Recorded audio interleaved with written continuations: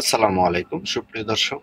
সরকারি চাকরি সংশোধন অধ্যাদেশ ২০২৫-কে কালো আইন বলে অভিহিত করেছেন সচিবালয়ে বিক্ষোভকারী আন্দোলনকারীরা এবং আরো বলেছেন এমন কর্মসূচি দেব যে কল্পনা করতে পারবেন না।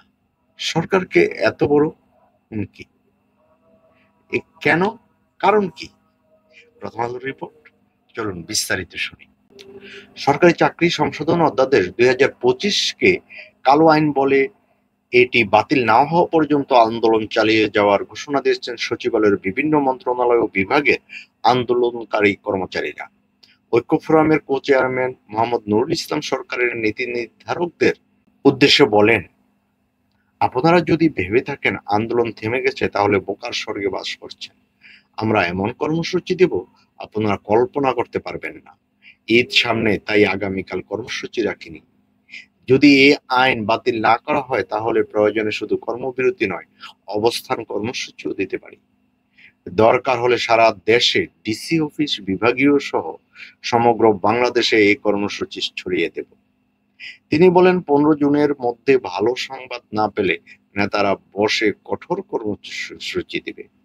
আজ মঙ্গলবার অর্থ উপদেষ্টা সালাউদ্দিন আহমেদ ও আইন উপদেষ্টা আসিফ নজরুল বরাবর স্মারকলিপি দেওয়ার কথা আন্দোলনকারী ব্যক্তিদের। এর আগে আন্দোলনকারী কর্মচারীরা সচিবালয়ের বাদামতলায় বিক্ষোভ সমাবেশ করে। এই সমাবেশে আন্দোলনকারী কর্মচারীদের সংগঠন বাংলাদেশ সচিবালয় কর্মকর্তা কর্মচারী ঐক্য ফোরামের নেতারা বক্তব্য দেন।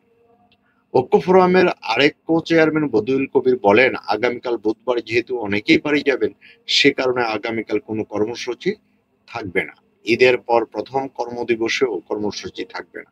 তিনি কর্মচারীদের উদ্দেশ্যে বলেন, 16 জুন আপনারা সবাই প্রস্তুতি নিয়ে আসবেন। কেউ যেন কর্মস্থলে না থাকেন। সবাই বেলা 11টায় এখানে সচিবালয়ের বাদামতলার কথা বলছে, একত্র হয়ে উচ্চারণ করব, অবৈধ কালো আইন বাতিল করতে হবে, মানি না, মানব না।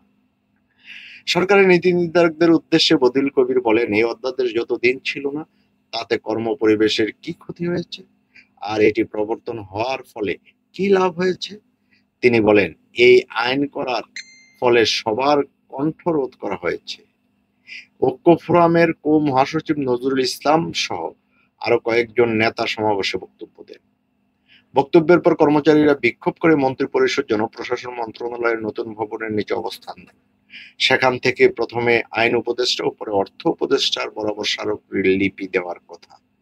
অধ্যাদেশটি বাতিলের দাবি জানিয়ে গত দুদিনে সরকারের 5 জন উপদেষ্টার বরাবর স্মারকলিপি দেন কর্মচারীরা। এই 5 জন উপদেষ্টা হলেন খাদ্য ও ভূমি মন্ত্রণালয়ের উপদেষ্টা আলী ইমাম মজুমদার, বিদ্যুৎ, জ্বালানি ও খনিজ সম্পদ ও সড়ক পরিবহন ও সেতু এবং রেলপথ উপদেষ্টা ফাউজুল কবির খান, পরিবেশ ও বন জলবায়ু পরিবর্তন ও পানি সম্পদ মন্ত্রণালয়ের উপদেষ্টা সৈয়দা রেজওয়ানা হাসান, স্থানীয় সরকার, পল্লী উন্নয়ন ও সমবায় এবং যুব ক্রীড়া উপদেষ্টা আসিফ মাহমুদ সজীব ভুইয়া এবং তথ্য সম্প্রচার মন্ত্রণালয়ের উপদেষ্টা মাহফুজুল আলম।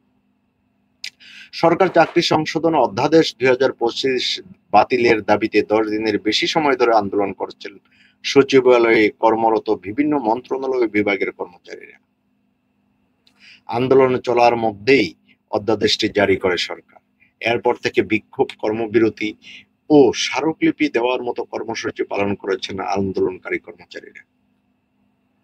তো আন্দোলন করতে হবে, না হলে কি ডিসি পর্যায়ে তারা এই আন্দোলন ছড়িয়ে দেবে। কত বড় হুমকি! জনগণের টাকায় বেতন নেই প্রজাতন্ত্রের কর্মচারী, তাদের কোনো নেই।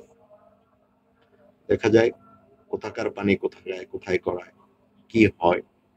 অধ্যাদেশ জারির এটা কি সরকার অধ্যাদেশ জারি করেছে আর কর্মচারীরা বলছে যে এটা কালো আইন, মানে না, মানবো না, বাতিল করতেই হবে। কে জিতে কে হারে দেখা যাক। আজ এই পর্যন্ত। দর্শক ভালো থাকবেন। আল্লাহ হাফেজ।